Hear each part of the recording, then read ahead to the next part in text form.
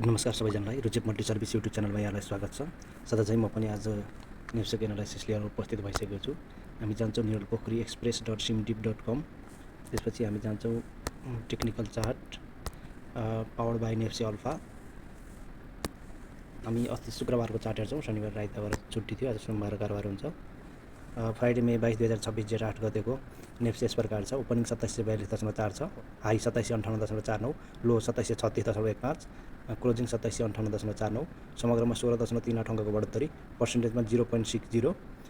कारोबार रकम चाहिँ भोल्युम 4 अर्ब 49 करोड। अब यो रातो क्यान्डलभन्दा हरियो क्यान्डल छोटो छ, किन हरियो भयो भन्नु होला। अब यो त जान्नुभएकै छ होइन। यसको ओपनिङभन्दा क्लोजिङ माथि भयो भने चाहिँ के हुन्छ त हरियो देखाउँछ। अब यो 42 मा ओपन भएको थियो, 58 मा बन्द भयो। तर अघिल्लो रातो क्यान्डल के छ त भन्दा माथि ओपन भएको थियो, तल गएर क्लोज भएको छ क्या। रातो क्यान्डल तल क्लोज हुन्छ, हरियो क्यान्डल माथि क्लोज हुने हुनाले चाहिँ के हुन्छ त यो छोटो भए पनि यो के देखायो त हरियो देखायो। विकली क्यान्डल हेर्छौँ। विकली क्यान्डलमा पनि के छ, ठिकै छ है। विकली क्यान्डलमा एकदम राम्रो सेटअप बनेको छ। 4 दिनको सेटअप हेर्छौँ भने पनि के छ, एकदमै 4 दिनको सेटअप ठिकै छ। 4 दिनको सेटअप पनि तलमाथि ल्याङ गरिरहेको छ। अब लाइन क्यान्डलबाट हेर्छौँ भने यो अघिल्लो यो यसलाई ब्रेक गरेर higher high, higher low, higher high, अब हायर हाई बनाउनु गइरहेको छ। फेरि हायर थोरै पुल ब्याक आउँछ, फेरि हायर हाई बनाउँछ। यो अस्तिको 2754 लाई तोड्नु नै के छ त राम्रो सेटअप बनेको देखिन्छ। हाइकेनेसी क्यान्डलबाट हेर्छौँ। हाइकेनेसी क्यान्डलमा स्टिल के छ त बुलिस सिग्नलै हाबी छ। अब राम्रो साइन बनेको छ, सुल्टो साइनै बनेको छ यसमा पनि।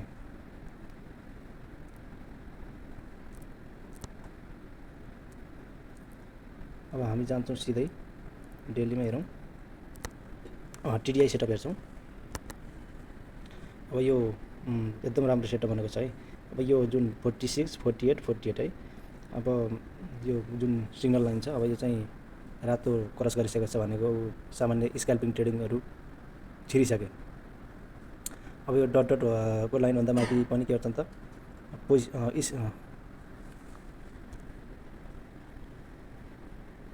अब यो 50 को लाइन क्रस गरिसकेपछि सबै लगानीकर्ताहरू छिर्छन्। अब यो तल्लो रेड लेभल क्रस गर्दाखेरि स्क्याल्पर ट्रेडरहरू छिरिसके। यो रातो डट डटमा स्विङ ट्रेडिङ गर्ने गरिसक्यो त छिरिसकेको अवस्था छ। आरएसआई 462 र 48 चाहिँ एकदम राम्रो अवस्थामा छ। अनि मुभिङ एभरेज हेरौँ। मुभिङ एभरेज 5 दिनको मुभिङ एभरेज 2746.28, 13 दिनको मुभिङ एभरेज 2745.52, 34 दिनको मुभिङ एभरेज 2760.65, 89 दिनको मुभिङ एभरेज 2785.94, 233 दिनको मुभिङ एभरेज 2691.24, 34 दिनको मुभिङ एभरेज मात्र माथि छ प्राइसभन्दा, अरू चाहिँ सबै के छन् त मुनि भएको अवस्था छ। एडिएक्स हेर्छौँ। एडिएक्स 14.4 के भन्छ, 51.76 राम्रो जोनमा छ। विलियम पर्सेन्टेज आर -12.08 अलिकति हाईमा छ, ओभर सोल्ड जोनमा छ। आरएसआई 55.81 राम्रै जोनमा छ। अब यो धेरै जसो कारोबार चाहिँ 2741 वरिपरि भएको देखिन्छ। हामी त्योभन्दा थोरै माथि छौँ।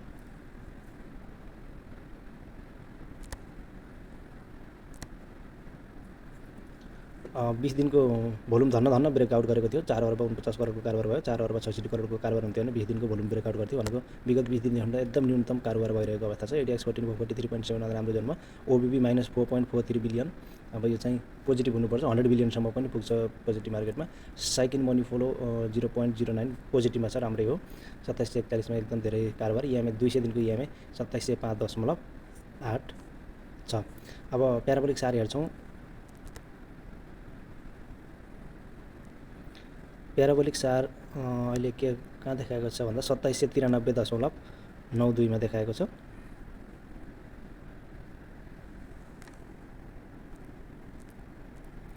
इछोमोको क्लाउड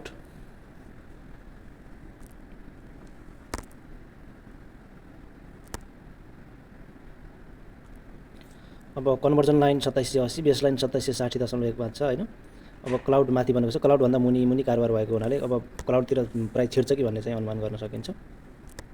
सेन्ट्रल पिभट रेन्ज के छ त भन्दाखेरि upper range sideways, middle range immediate अब 2763 मै उ छ है। अब 2758 मा के भयो त बजार बन्द भएको छ। 2763 मै इमिडिएट रेजिस्टेन्स छ र तल्लो रेन्ज पनि के छ त साइडवेज छ। 5 अङ्कमै के छ त रेजिस्टेन्स छ। सायद यो 5 अङ्क त आजको ओपनिङले के गर्छ त तोडेर ओपन हुन्छ।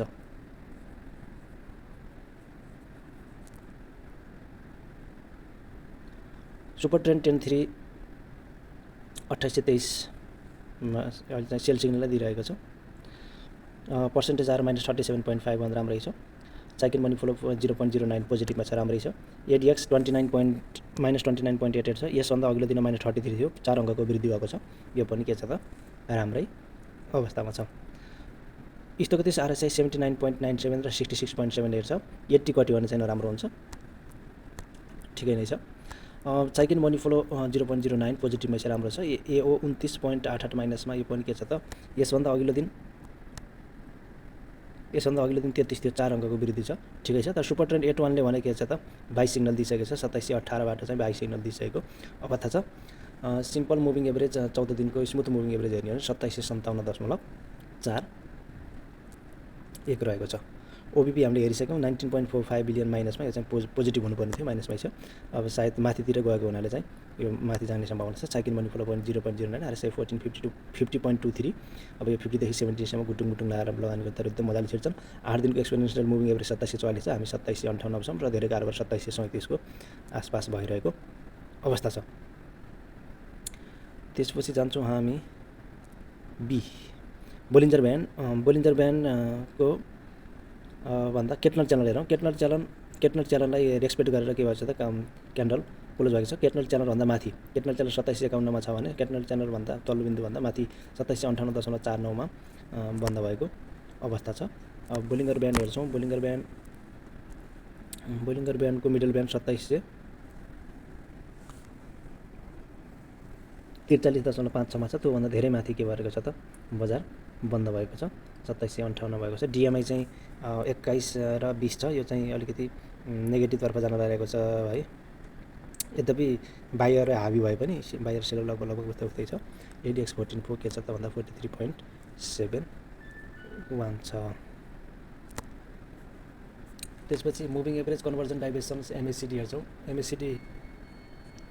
एमएसिडीको हिस्टोग्राफ के गरेको छ त बढेको छ, 3.46 छ। -15 र -11 छ, यो दुईटाको डिफ्रेन्स 3.46 को छ, राम्रै छ। आरएसआई 50 र आरएसआई 10 52 एकदम राम्रै जोनमा छन्, 30 देखि 70 कै जोनमा छन्। कारोबार रकम एकदम कम 4.48। इएमए 50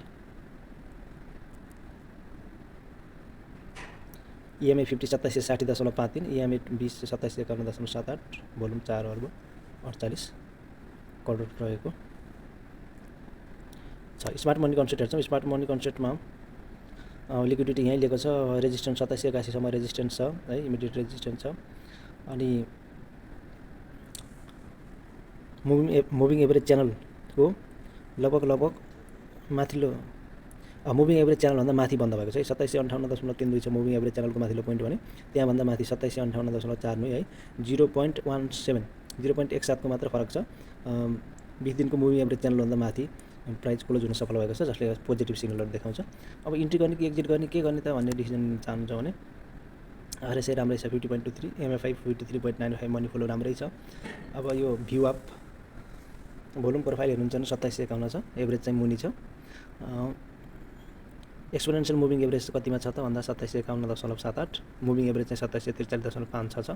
यो चाहिँ के छ त पोजिटिभ गरेर सो गरेछ, गोल्डन गरेर सो गरेछ।